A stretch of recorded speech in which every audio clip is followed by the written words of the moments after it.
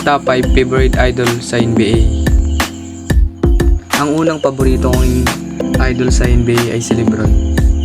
Si LeBron naging paborito kong idol dahil sa mga chemistry niya, sa mga laro niya, hindi mawawala yung highlights, at sa mga ginagawa niyang play.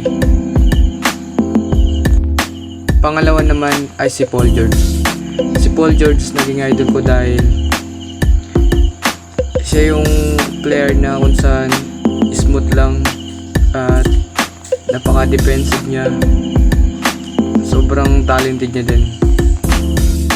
Pangatlo naman ay si Russell Westbrook.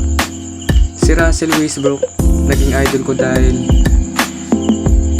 sobrang aggressive niya na player at gumagawa din siya ng mga magagandang play, kaya madalas ko rin panoorin yung mga highlights niya. Pangapat ay si Shaq O'Neal. Si Shaq O'Neal naging idol ko dahil isa din siya sa may record sa NBA na talagang malakas na player at gumagawa din siya ng play, kaya yun sobrang idol ko talagang taong to. Panglima naman ay si Zach LaVine. Naging idol ko to siya dahil sobrang galing niya mag-dunk at napaka-aggressive niya din, kaya panapan niya din talaga ako.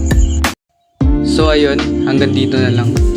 Bago mo tapusin ang video na to, huwag mong kalimutang mag-like, share, and comment. And don't forget to subscribe. Hanggang sa muli!